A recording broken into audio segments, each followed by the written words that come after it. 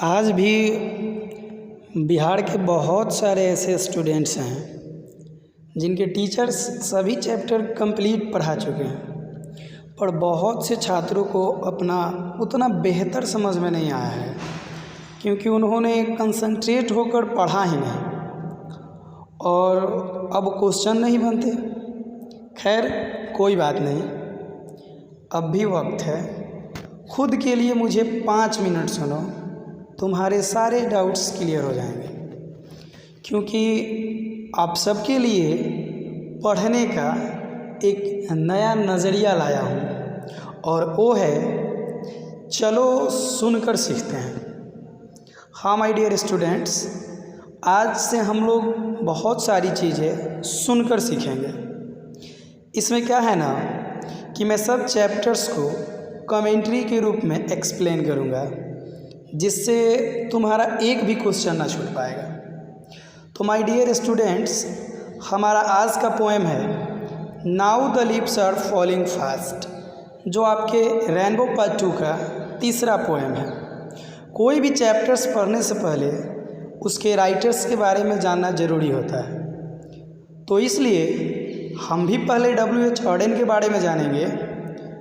W.H. Odean, जिनका पूरा नाम विंस्टन ह्यूग ऑडेन था, वो एक महान पोएट थे जिनका जन्म 1907 ईस्वी में इंग्लैंड में हुआ था।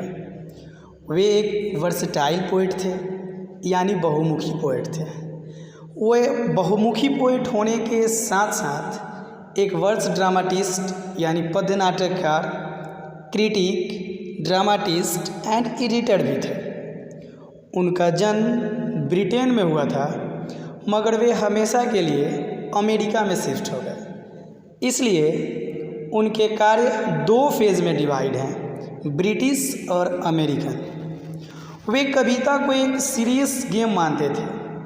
उनकी कुछ इम्पोर्टेंट रचनाएं हैं, for example the orator, the dance of death, look stranger, new year letter और the age of anxiety. The age of anxiety, जिसके लिए उन्हें 1948 ईस्वी में पुलिट्ज़र प्राइज से सम्मानित भी किया गया है। तो अब हम इस कविता को शुरू करते हैं।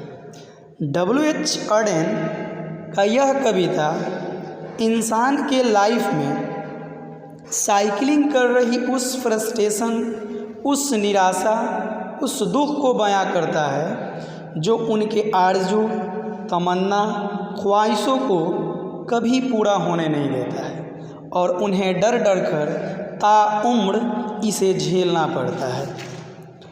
और वो है मौत। मौत ही इन सब का कारण है और मौत के बारे में ही इस चैप्टर में कवि ने बताया है कि मौत इस जिंदगी का कटु सत्य है। इस पोयम में 5 स्टेंजा हैं और हर एक स्टेंजा में 4-4 लाइन है। यह एक लिरिकल पोयम है। तो अब हम सब एक एक स्टेंजा पे ध्यान देंगे। प्लीज़ आप ईयरफोन लगाकर ध्यान से मेरी बातों को सुनें। फर्स्ट स्टेंजा में कवि कहता है कि अब पत्ते तेज़ी से गिर रहे हैं, अर्थात हमारे जो बुज़ुर्ग हैं, वो जो हमें हर कदम पर मदद करते थे, वो अब इस दुनिया में नहीं रहे। Nurses flower will not last, और वो जो छोटे पौधे थे जो मजबूती प्रदान करते थे, वो भी अब इस दुनिया में नहीं रहे। यानी इस समाज में युवाओं को, युवा पीढ़ी को सपोर्ट करने वाले भी अब इस दुनिया में नहीं रहे और नई पीढ़ी जो प्राम्स, जिसे हम लोग कठई गाड़ी की संज्ञा दिए हैं, वो भी अपना जीवन चक्र पूरा कर कब्र की ओर जा रहे हैं और उन्हें भी रोकने वाला कोई नहीं है। यानी दुनिया से बूढ़े जा रहे हैं और उनकी जगह बच्चे आ रहे हैं और उनका भी साइकिल ऑफ लाइफ कब्र की ओर ही लुढ़क रही है। दूसरे स्टेंजा में कवि बताने का कोशिश किया है कि जब इंसान मरने वाला होता है तो उस पीरियड में क्या होता है।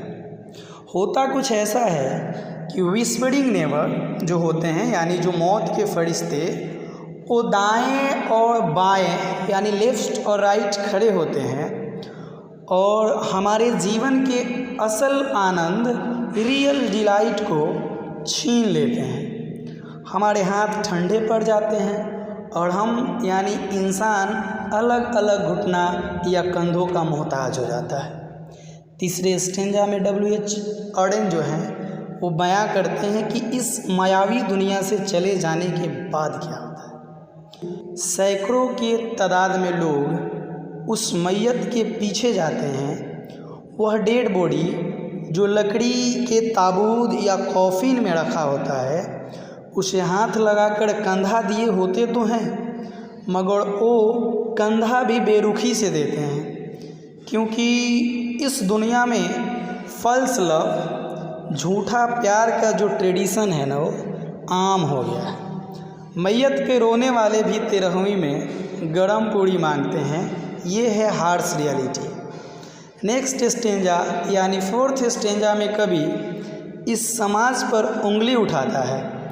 इस समाज का तुलना एक जंगल से करता है, जहाँ बड़ा जानवर, ताकतवर जानवर, छोटे जानवर या कमज़ोर जानवर को अपना शिकार बना लेते हैं। उसी प्रकार इस समाज का धनवान और ताकतवर वर्ग गरीब और दीन वर्ग के लोगों पर अपना हुकूमत जमा के बैठे हैं और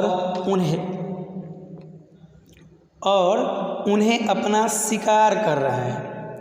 तथा जो नाइटिंगेल यानी बुलबुल, नाइटिंगेल इज़ डम्ब, जो बुलबुल है वो गूंगी हो गई है। यानी समाज के जो मिडिल क्लास के लोग हैं उनकी बोलती बंद हो गई है, एकदम दुबक के किसी कोने में बैठ गए हैं और उनको ऐसा लगता है कि कोई फरिश्ता ही होगा जो उन्हें आकर बचाएगा, लेकिन ऐसा फरिश्ता भी दूर दूर तक नज़र नहीं आता है।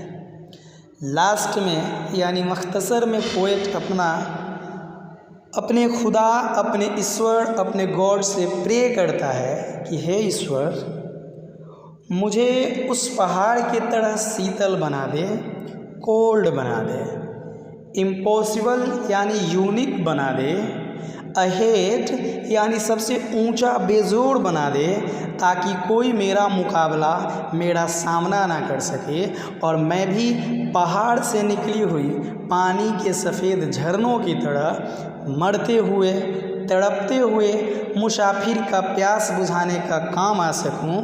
हे भगवान, तू मुझे उस पहाड़ के जैसा बना दे। मैं उम्मीद करता हूँ कि आप सभी को यह चैप्टर बहुत ही बेहतरीन तरीके से समझ में आया होगा। अगर आपको वाकई में ये लग रहा है कि आप सभी के लिए फ़ायदेमंद है तो कमेंट करिए, मैं इसी तरीके से नेक्स्ट चैप्टर भी बनाकर डालूँगा। तब तक के लिए बाय बाय, टेक केयर।